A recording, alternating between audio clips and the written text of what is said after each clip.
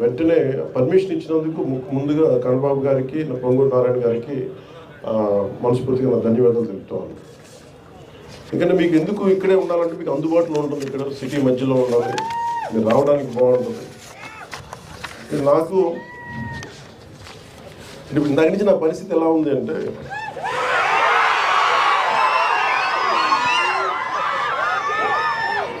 ఒక చిన్న అబ్బాయిని అమ్మ నాన్న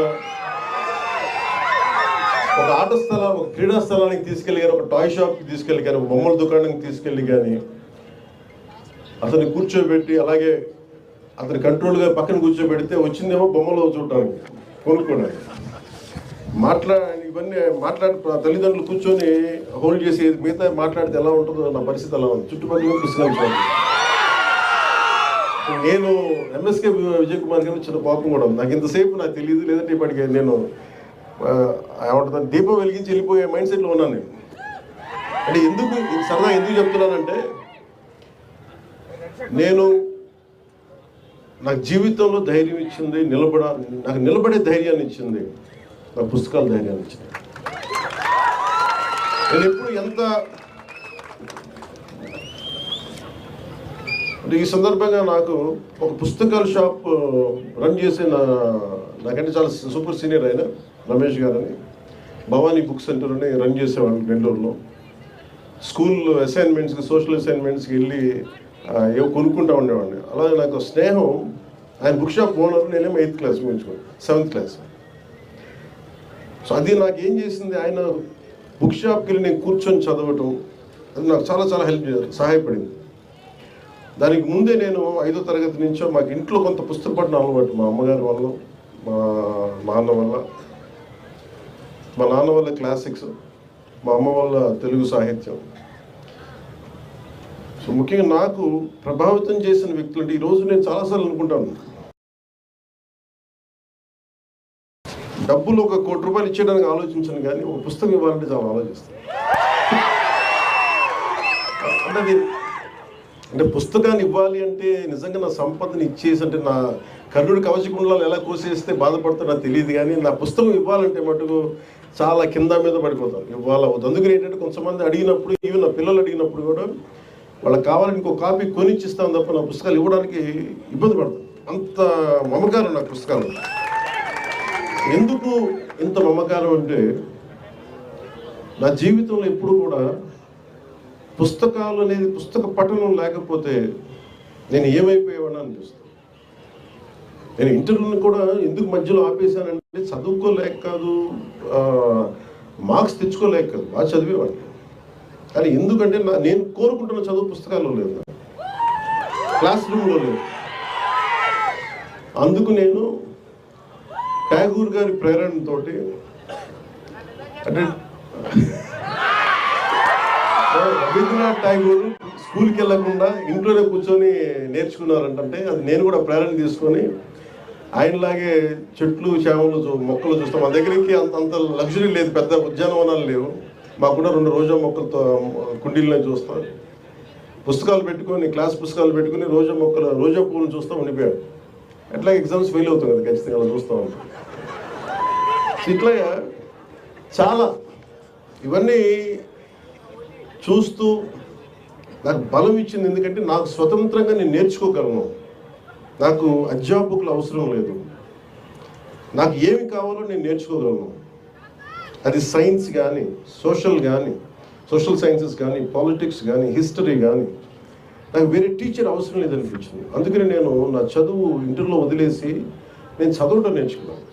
నేను చదువు ఇంటర్ ఆపేశాను, కానీ చదవటం ఎప్పుడు ఆపలేదు. ఈరోజు ఓడిపోయినా ఎందుకు శక్తి ఉంటుంది, ఓటమిలో కూడా ఎందుకు శక్తి ఉంటుంది అంటే, ఇందాక చెప్పాను కదా, books are the training weights of our mind అని. చదవటం వల్ల మనకి మానసిక శక్తి చాలా బలపడుతుంది, మామూలు బలం. నేను చాలా సంపాదించాను అని అనుకున్నప్పుడు, నాకు నిజంగా సినిమాలు గొప్ప విజయం సాధించడం నాకు ఎప్పుడు ఆనందం కలదు. మా వదిన కానీ, మా అన్నయ్య దగ్గరికి వెళ్ళిన,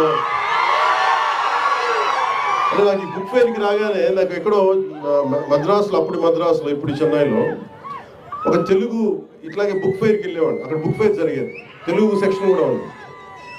అందులో రకరకాల పుస్తకాలు. అప్పుడు నేను కొన్నది మొదటిది దేవరకొండ బాలగంగాధర తిలక్ అమృతం కురిసిన, అలాగే మార్క్ ట్వైన్ అనువాద ప్రచనం, ఇవన్నీ కొనుక్కొని ఇంటికి. అలాగే నండూరు రామ్మోహన్ రావు గారి విశ్వదర్శనం, ఇవన్నీ మనకి ఇంటికి వచ్చి ఎప్పుడు ఓపెన్ చేయాలి అవి. ఆ కొత్త పుస్తకాల వాసన అది మర్చిపోలేము. ఓపెన్ చేయగా దానికి కొత్త సువాసన ఉండదు. అంటే వర్షం చినుకు పడ్డప్పుడు ఎండిపోయిన నేలకి మట్టి వాసన ఎలా ఉంటుందో, ఒక కొత్త పుస్తకాన్ని తీస్తే ఆ వాసన ఎంత మొత్తుగా ఉంటుందో ఒక పుస్తక పీరియడ్కి తెలుసు దాని భావం. అలాగా ఆ రోజు అంటే నేను ఎందుకు నన్ను ఈరోజు పాలిటిక్స్లో కూర్చోబెట్టి నాకు ఎందుకు ఇంత బలం ఇచ్చినాయి అంటే, మన ఈ మధ్యన మన్యం ప్రాంతంలో కూడా వెళ్ళగలిగి ఎందుకు అర్థం చేసుకోగలనంటే, ఎందుకు నడవగలనంటే, ఎప్పుడో కేశవరెడ్డి రచించిన అతడు అడవిని జయించాడు. ఆ పుస్తకం చదివితే తప్పిపోయిన చుక్క పందుల కోసం అతను ఎంత కష్టపడ్డాడు అంటే, మనం ఇక్కడ మణులు మాణిక్యాల కోసం కష్టపడతాం. ఒక గిరిజనుడికి ఆ చిన్నపాటి ఆధారమైన తన చుక్క పందులు వెళ్ళిపోతే ఎంత కష్టపడతాడు, ఎంత ఇబ్బంది పడతాడు, అది ఆ కష్టం నాకు అర్థం చేసుకునేవాడు. అంటే ఎంత ఇబ్బందులు పడతారు. అలాగే చిన్న కథలు చదివిన.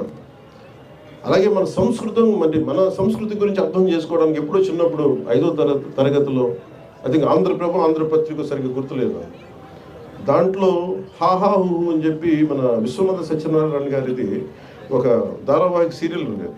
నాకు ఎందుకు గుర్తుండిపోయిందంటే, ఏదో ఒక విదేశాల్లో పెద్ద బహుళంతస్తులు ఉన్న ఒక సెంటర్లో ఒక అశ్వముఖంతో ఉన్న మనిషి శరీరంతో ఒక గంధర్వుడు పడిపోయి ఉంటాడు, ఇలా మూర్చపడిపోయి ఉంటాడు. ఆ ఫోటో చూశాను. అది చదివి దాన్ని చదవడం స్టార్ట్ చేశాను. ఆ హాహాహు చదివితే విశ్వనాథ సత్యనారాయణ గారిది మన సంస్కృతి పట్ల అవగాహన అర్థమవుతుంది. అంటే ఎంత గొప్ప సంస్కృతి అని, అంటే ఎంత గొప్ప సైన్స్ ఫ్యాంటసీ సినిమా అంటే, ఒక జగదేక వీరుడు విజయ అతిలోక సుందరం కూడా మంచి దానికి మించింది అంటే ఎంత అద్భుతం. అలాగే గుర్రం జాషువా గారిది మనకి ఫిర్దౌసి నా టీచర్ చెప్తే, నా తెలుగు మాస్టర్ గారు రమణయ్య గారు వెంకటరమణ గారు చెప్తే ఎంత హత్తుకుపోయిందంటే, నా గుర్రం జాషువా గారి మీద పాదాలకి నమస్కరించాలని అంత గౌరవం పెరిగిపోయింది. అంటే ఒక వ్యక్తి తాలూకు కష్టం, ఒక శ్రమ దోపిడీని ఎలా చేయకూడదు అనేది మనకి ఫిర్దౌసిలో అర్థమవుతుంది.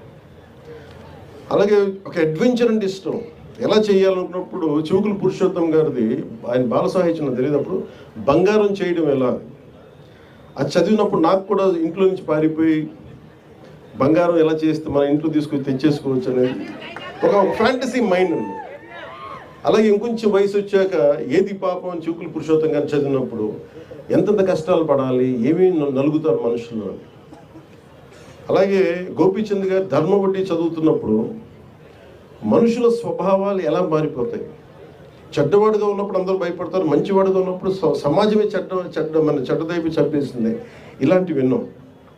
ఇలా ఒక్కొక్క పుస్తకం చదువుతున్నప్పుడు లోపల చాలా తెలియని భావాలు, మనకు సమాజం పట్ల అవగాహన, ఇవన్నీ మనకి కదులుతూ ఉంటాయి.